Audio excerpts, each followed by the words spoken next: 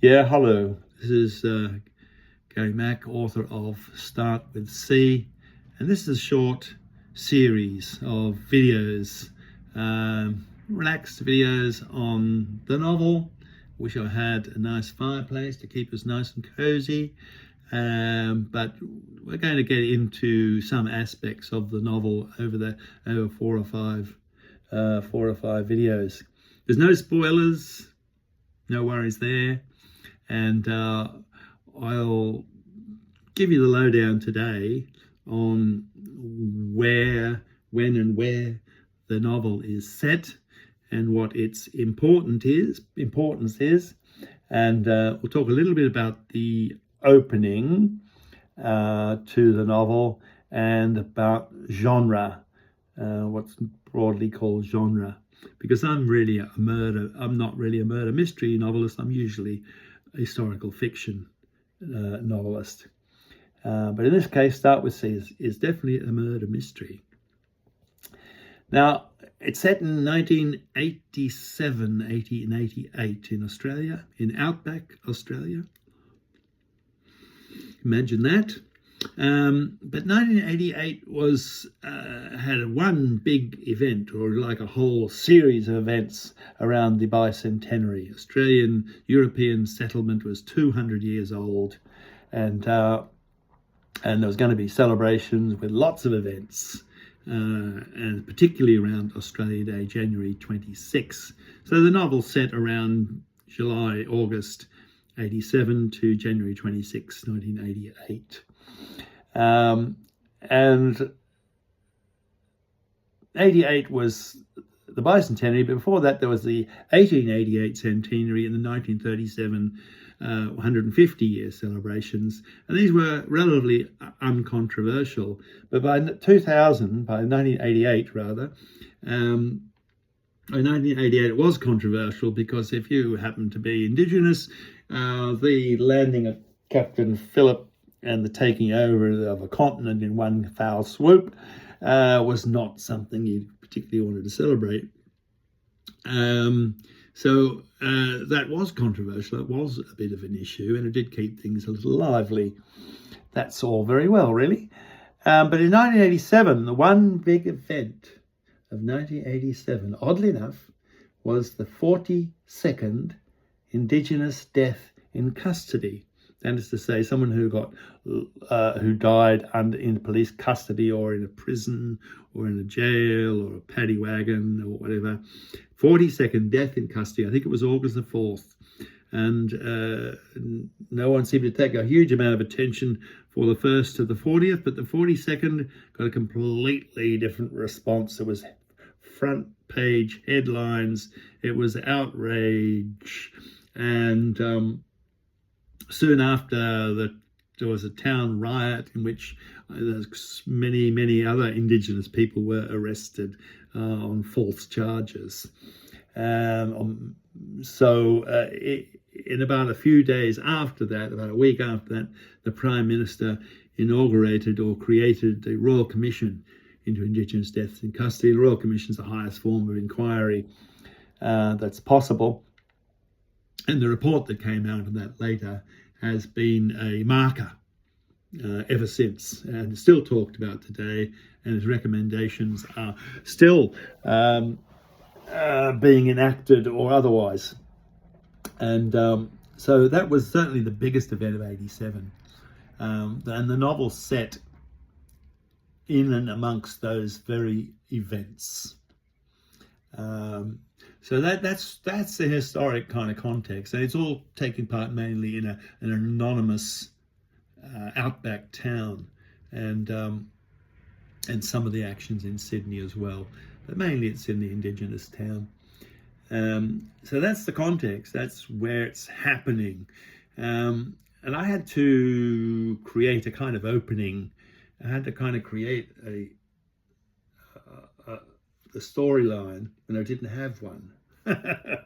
And so I wrote probably 2 or 3 kind of starts, as it were, and settled in on one where it's beginning like a conventional murder mystery, where that police discover the body, and they make a bit of a quick look at the clues around the body, and then they go to work. But in this case, I wanted a character in the story to be telling the tale. So not me, but a character in the tale is telling the story, and so that's means that they're more invested in the story. There's more emotional content in the story, more angst and involvement, and to up the ante, we learn that that person is in prison, and they've got plenty of time, and they're writing the novel from prison. And the editor who's helping out this character hands them a copy of, amongst other things, a popular series of novels called the Inspector Boney series, where as an English author who wrote popular novels in the 1950s and 60s, where the inspector or where the detective is an indigenous character with certain advantages in outback settings. So that was the kind of style in which this character was liable to write, because they were not educated or literary in any way, and this is their first attempt at writing this story that would be a murder mystery, but obviously they're retelling their own story. Now, a lot of this, at the time, I was probably reading I Sat Down and Wept on Grand Central Station by Elizabeth Smart, and I was absolutely knocked out by the raw emotional honesty of that work. And again, that's a novel, but it's stunningly obvious that it's autobiographic, as it is with Start With C. And I wanted a bit of that raw emotional power, but also wanted the reader to read the novel and have this little mystery in mind. They not only don't know who the murderer is, but they don't know who's telling the story. So you also got to figure out that. So that's good. I had a murder mystery. I had someone writing a murder mystery, but I had you trying to figure out who this person was, which you will do probably later in the story. So that's the kind of opening. I always worried that the opening was a little bit too boring or too conventional and cliched, and you'd stop reading because of it. So that worried me a little bit. So that's why I wrote a little preface where we learn that the author is in jail, and we can therefore start to wonder who it is. So that's the kind of opening.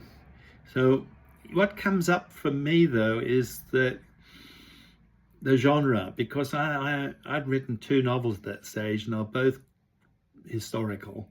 One set in the 1860s, one set around 1900. So as a historical fiction writer, and suddenly I have a character who's writing a murder mystery. Now, because it's set in 1987, 1988, it couldn't be historical fiction, because historical fiction is always events that are over 50 years before the writing. And this was 30 to 40 years after the writing. So it didn't qualify as historical fiction.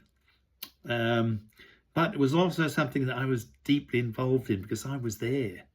I was kind of deeply involved in. So it was very personal for me too, as you'd see later in the later videos. But for the moment, it was going to be historical fiction. And that meant, A, you didn't know who the murderer was. You didn't know who was writing the story. Just to make it a little more interesting, you can't be sure who's been murdered, because the character is, the victim is burnt to a crisp. And it was before DNA analysis had come to the fore. And it was out in the outback. So it was a bit of a long way away, and things that delayed things. So we couldn't be sure who's been murdered. So I think I'd set a murder mystery with 3 questions, not 1.